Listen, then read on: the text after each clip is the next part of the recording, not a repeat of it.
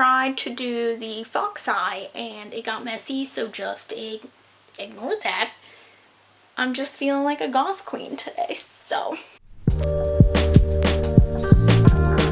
Hey, what's up? I'm Allie and welcome back to my channel. Today's video is going to be a tea spill video. Basically, if you don't know what my tea spill videos are, it is videos inspired by my Sips By box. If you don't know what Sips By is, it is a monthly tea subscription box. You go on, you take a little quiz, you tell them what you like and what you don't like, and then they send you 4 teas that they think that you will enjoy. I really love the service. I am constantly raving about it, and it does seem like people do get different teas because I've had people tell me that mine seem better than theirs.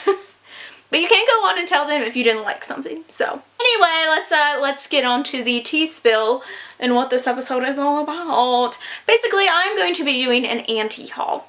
This is essentially books that I will not be buying. This isn't necessarily a new concept, anything like that. It started in the beauty community. It used to be really big in the beauty community.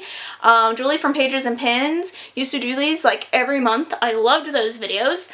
I recently saw Jess Nevertheless had done it, which is kind of what prompted me here.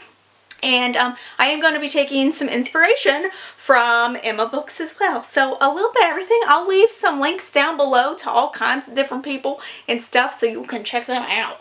What is with the hands? I get new claws and I'm just like, look everyone, look at them. To be fair, these ones are marvelous. So, and I'm really into this hair flip thing lately. I noticed editing in one of my videos, I was like, what am I doing? I don't know, I think it's just something about this wig. I love this wig. Anyway, let's get into the anti-haul. I am going to be splitting this up into 2 categories. I'm going to take Emma books where she talked about books that she had read but doesn't plan on buying. Like, they're not worth buying. And like, I know if I really like something that I've gotten out from the library or read online, then I want to own a copy.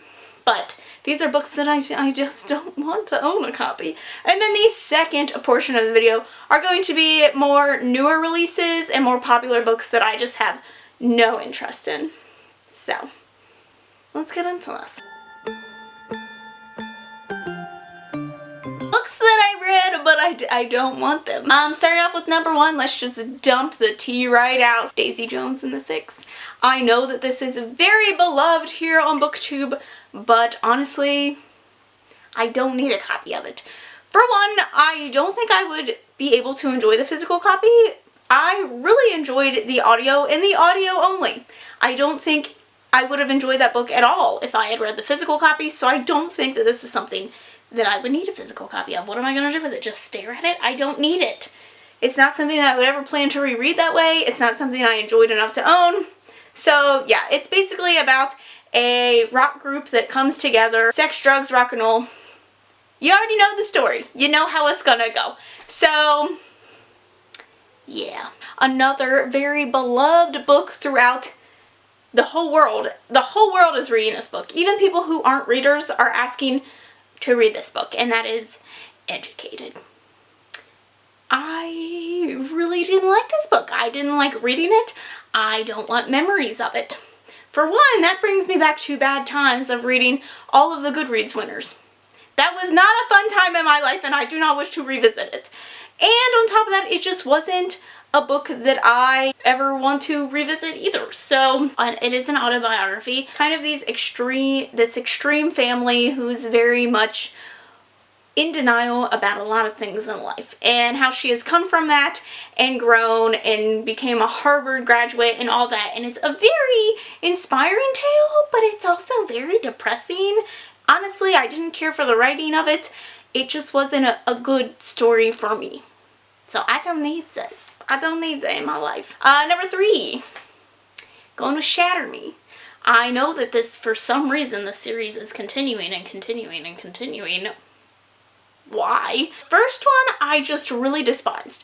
Honestly, I hated the writing style of it. Like, there was like these weird run-on passages and things in her mind and stuff, and I just really didn't like it. I also didn't care for the storyline. I think her touch might be poisonous. I can't even remember. And she's like locked away, and she finds out that she can like touch this boy who's stuck in prison with her, but there's this other guy who wants her to kind of destroy the world, and I knew going into it that we were supposed to be shipping 2 characters, and the things that he was doing, I didn't think I could ever forgive in order to ship him.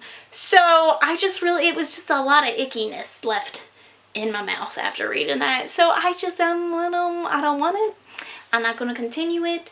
I've also noticed I don't really care for Tahara Mafi's writing that much anyway, so I don't even know if I'll be trying anything from her in the future. Next is What If It's Us? And honestly, I could probably choose anything by these authors. So anything by Adam Silvera I have not enjoyed so far. I also read History Is All You Left Me or something like that. Absolutely despised it. I also read Leo on the Offbeat by Becky Albertalli. Absolutely despised it. I read What If It's Us. Really disliked it. So these authors just don't click with me. We don't get along. And I have recognized that. I understand that these are great YA stories, but they're not great YA stories for me. I remember What If It's Us just didn't really work because they were similar writing styles, but the characters that they were writing, you had one that was so far on the extreme of over the top and the other one that was so far on the extreme as being muted that there was no happy medium. They were very unconnectable, unrelatable, so I just ended up not enjoying it. So I don't need that on my shelves. And then these last one. And this one's hard. Okay, The Poet X. Hear me out. I liked the story a lot. But this is also another one where I don't think I'd get much out of the physical copy. I very much enjoyed the audio version.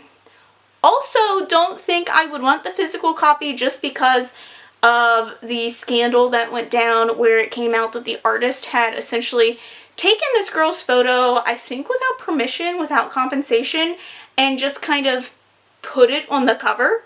And I don't know whatever came of that because I assumed that they would have made new covers, but they didn't.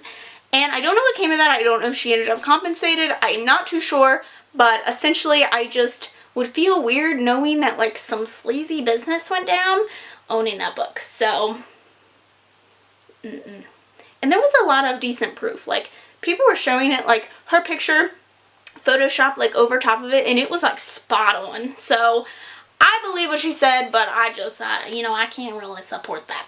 Okay, the second part of this video are kind of newer books, new releases that I just don't have an interest in reading.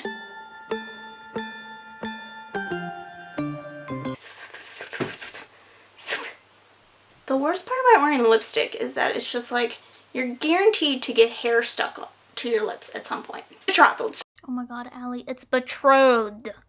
So this is from the same author who did the Selection series, and while I really enjoyed the Selection series, it's very much a guilty pleasure read.